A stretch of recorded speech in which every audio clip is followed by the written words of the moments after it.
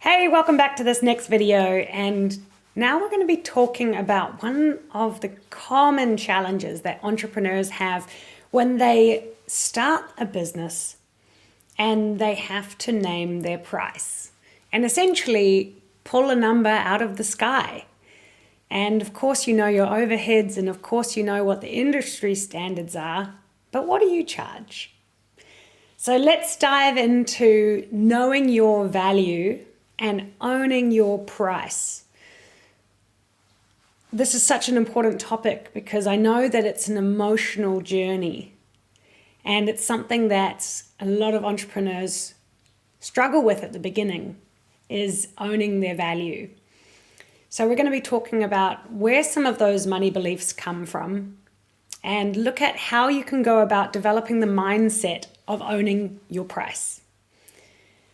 It's also really interesting to see what the industry is charging and looking at those products and being able to gauge why they charge that amount, but also not letting it limit you, because we need to be the ones that rock our price, and depends on the kind of product and quality of service that you want to provide. But you being here in this program means that you know that there's another level to you. And that makes you someone who wants to stand out because you value growth, because you know that if you show up to the best of your ability, if you step into your potential like you are, that you're going to be the top of your industry, and then you can charge a higher rate because you're giving such phenomenal service and adding so much value to people's lives. And that is a journey. And I'm so glad that you're here so that we can have the conversation and make sure that you are understanding the mindset required to step into that next level of your business. When I was thinking about my journey and how it unfolded, I recognized that there's this interesting moment when you move from a scarcity mindset to an abundant mindset. Because at the beginning, you need to make money.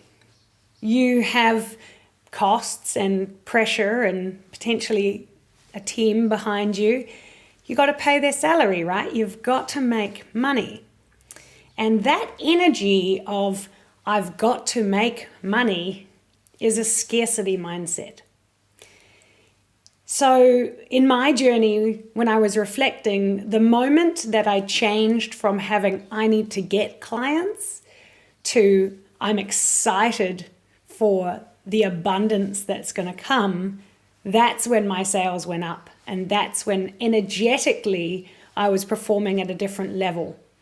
Because all of a sudden, I was expecting clients to come through the door, and I was really stepping into that version of myself that was already booked out, that was already seeing the success, rather than thinking, oh, I'm not there yet.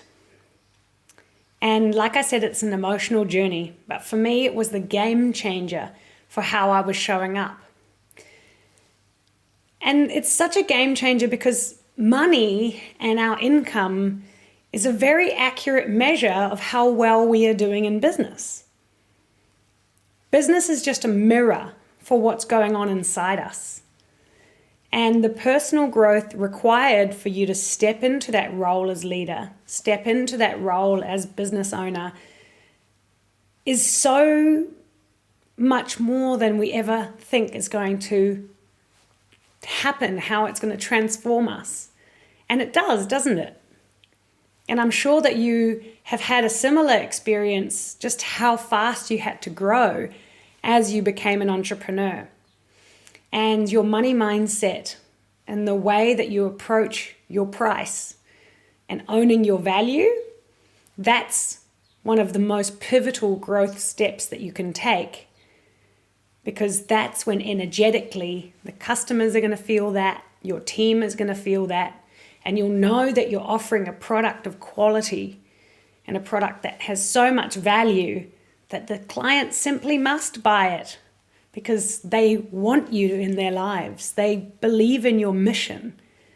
They care about buying your product and they want to give you their money.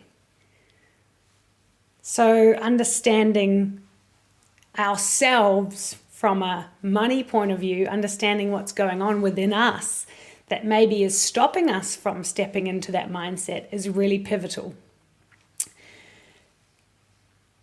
When you start doing whatever it is that your business is, whatever service or product that you provide, it's quite easy to not value it so much, and maybe you give it away for free.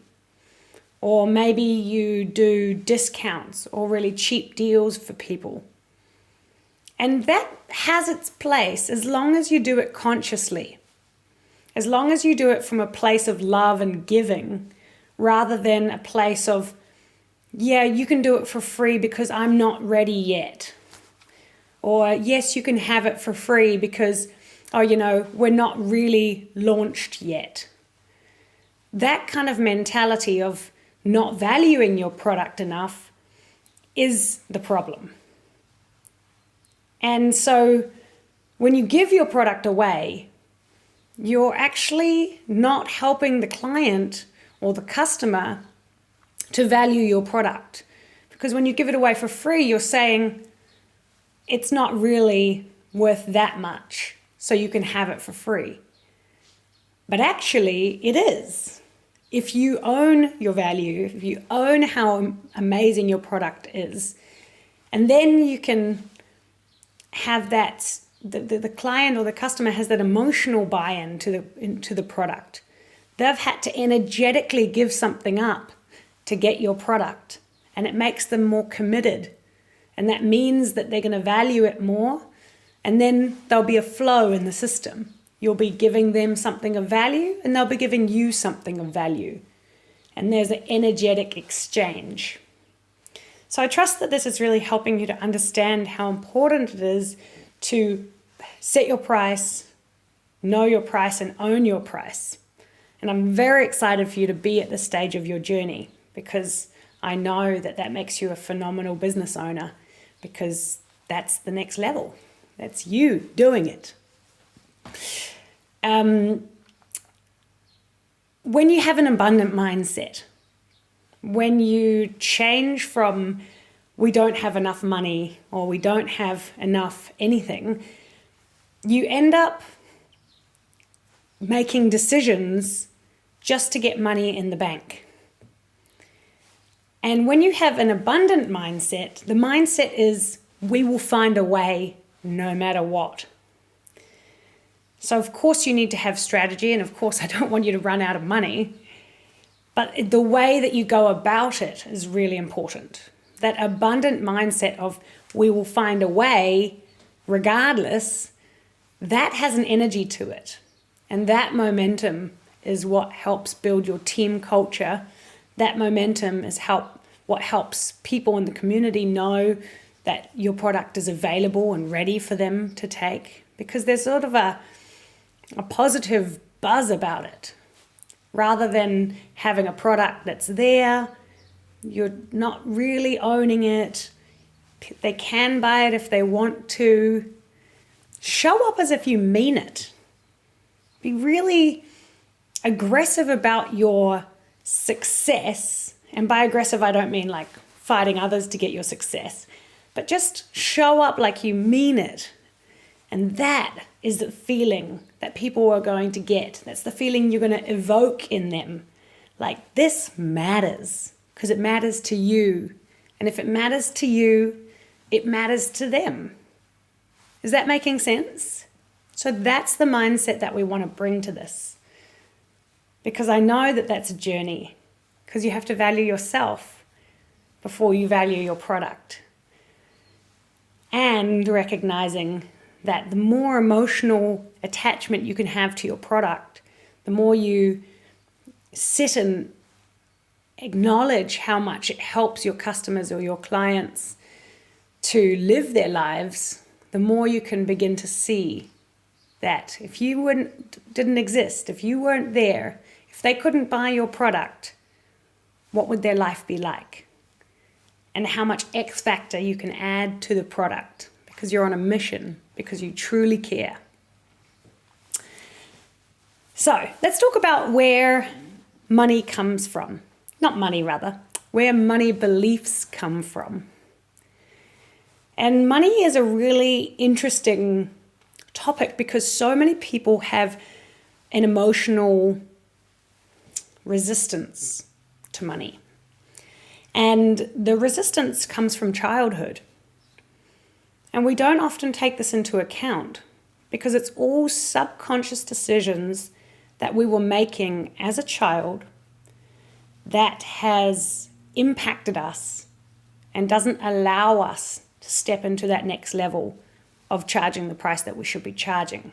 There is a subconscious mechanism playing out that's like, oh, money, it's too scary. Or people that are rich are assholes.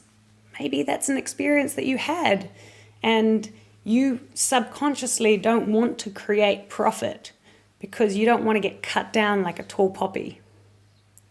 That's a very common strategy for a lot of people. Just stay in the status quo. Don't make too much money. Don't get too successful because subconsciously you're avoiding that conflict. And I'll give you another example. Let's say as a child you had parents that argued about money. Subconsciously, you end up pegging money with stress. And when you have heard those arguments playing out, and it was always about money, money was always the key, the common factor in the stress, in the yelling, in the arguments, then you didn't want anything to do with money as a child because money equaled stress. And potentially that is still in your psyche. And potentially in your relationships, you argue about money. Potentially in the workplace, you don't talk about money because it's just sort of this taboo subject. You don't talk about how much you've earned. You're not transparent about your profit with your team because those subconscious mechanisms playing out. And it makes sense, right? Why would you want to make money if it was going to equal stress? Or maybe you went the other way and you rebelled and there was so much stress in your family because of money that you made a core decision that no matter what, you were going to be wealthy. And then you end up going too far in the other direction and spinning yourself out like a blue-ass fly because you must make this happen. And your energetically, you're clawing your way to the top because there's a subconscious driver within you that is making you too aggressive about the way that you create success. And maybe I shouldn't have used the word aggressive before because it does have a negative tone. But I think that it's important to recognize where your money energy comes from. And that was a big journey for me to recognize what went on in my family as a child and why did I have some stuff around money that I needed to work through. What else was I going to say about that? Oh, yeah, as an example, valuing yourself. You need to create your own reality. You can't just let the world dictate how much you charge. And by creating your own reality, you are not accepting the status quo. You are saying, no, I want to make this happen for me. And that's probably why you left your 9-to-5 job. Because you didn't want that to be okay. You wanted to be able to charge what you wanted to charge. So now's the moment to recognize that. Now's the moment to acknowledge yourself for how awesome it is that you opened a business and you lent into all the fear You leant into all the challenges to create your own reality. So my parents, for an example, they were growing up in New Zealand in the 60s, and they knew that they wanted to make money, but they didn't want to open a business at that stage. And so they ended up moving to Thailand so that my dad could work in a big importing and exporting company. And he moved there because he wanted to create a better life for his family, for us, for me. And he did a fantastic job moving himself up the ladder, going from a relatively poor Wellingtonian family to now a really successful man. And it was because he valued himself. It was because he valued the fact that he could go somewhere. He could earn more money than he was earning in New Zealand, and he made it happen. So I always had that example, that model that shared with me, okay, we can do this.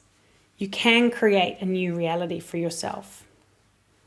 So I wonder who you know in your family that was able to make the shift to own a business and is doing really well. What kind of beliefs do you think that they have about themselves that allows them to tap into that? Just ask yourself that. So let's look at how we actually upgrade our beliefs, upgrade our mindset so that we can own our value. So I trust that you're enjoying this video so far, and it might be a lot to take on, and that's okay, because you can watch it again and you can let it resonate. And of course, there's a section in your workbook that you can fill out that's going to help you with your money beliefs. So when you are looking at your limiting beliefs, you've got to think, step one, where are my limits? What was the environment at home that created your subconscious beliefs? And are they limiting you in any way? For example, I had an ex-boyfriend who was from the Netherlands, and he was always counting dollars and cents. And apparently that's a pretty Dutch thing to do, but it's really interesting when you're in that environment of counting dollars and cents. There's an automatic stress to it. You end up not wanting to, you're just too strict on yourself. And that energy sort of keeps you contained, keeps you small, rather than, like I talked about before, having that abundant mindset of there's always going to be more money. I'll always find a way. So what was the environment in your family? Were they counting dollars and cents? Were they being proactive about different ways to create wealth within the family? Did they talk about money as a child? So that's the first step, is asking yourselves these questions, sitting down quietly and recognizing that you can only find out where your limits are if you're self-aware enough to reflect on where they came from. So ask yourself, and it's in the book as well, money is, finish the sentence. And you'll find that a belief will come out about money. So try to think about what your belief is, or what's the first thing that came out. And then upgrade it. Create a new belief for yourself. Money is always available to me. Or money is an energetic exchange. Or money is something I can create just as I want to. All of these new conscious beliefs that you create, you might not believe them straight away, but you will start to bring them into your awareness. They'll slowly start to settle.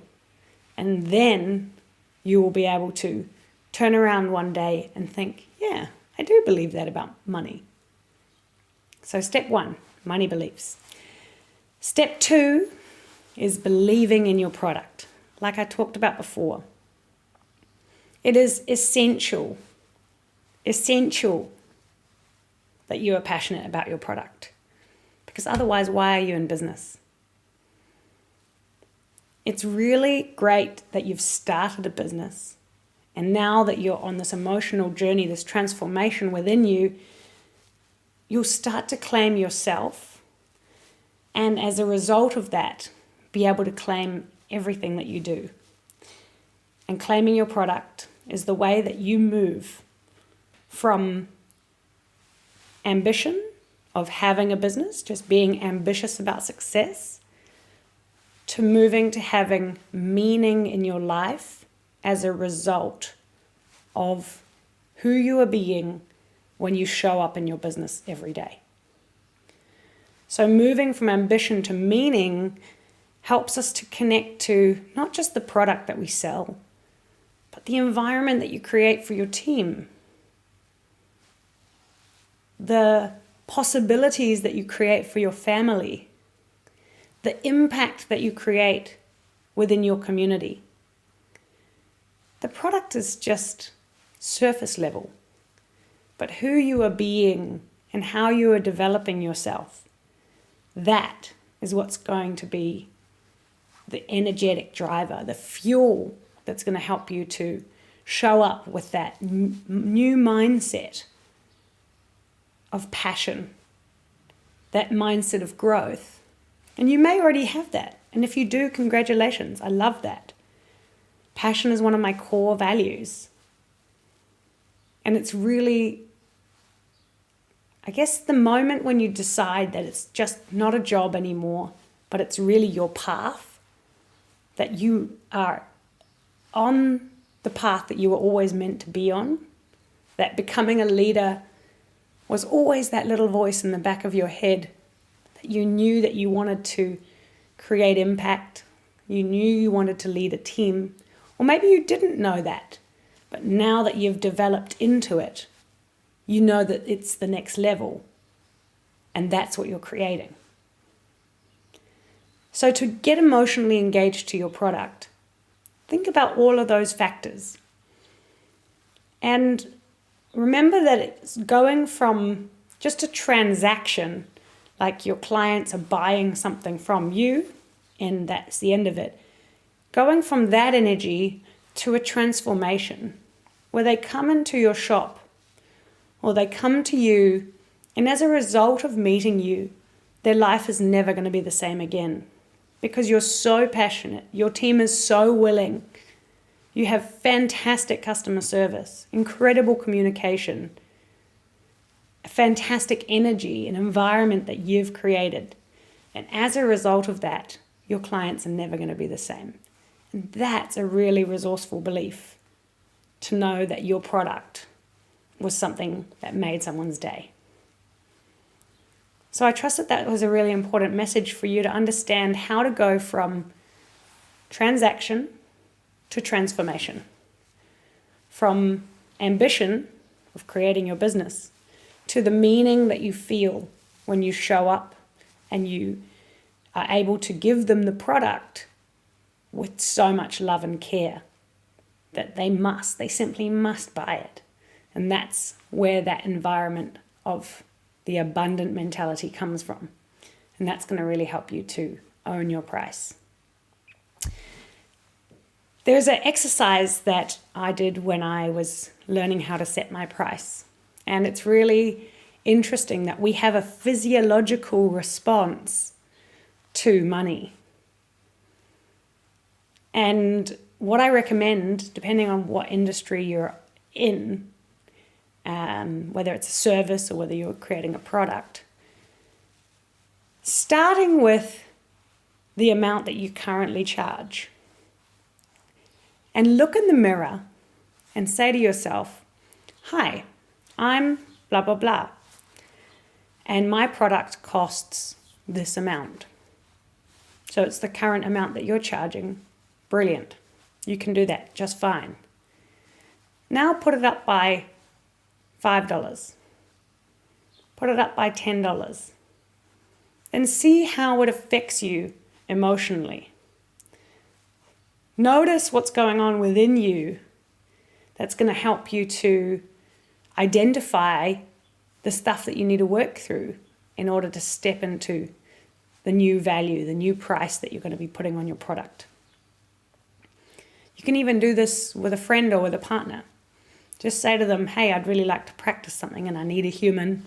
Are you willing to help me? And then be really in tune with what's going on with your body. And when you find that point where you can't say it, where it's too much, that, just before that, the $10 chunk before that is your new price. And if you've got no resistance to any of this, that's also okay. Maybe that's a strategy that you created as well, is to just be totally fine with money. And that's really great.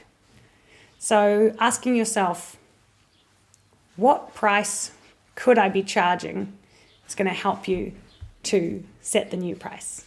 I hope you enjoyed this video, and I'll see you next time.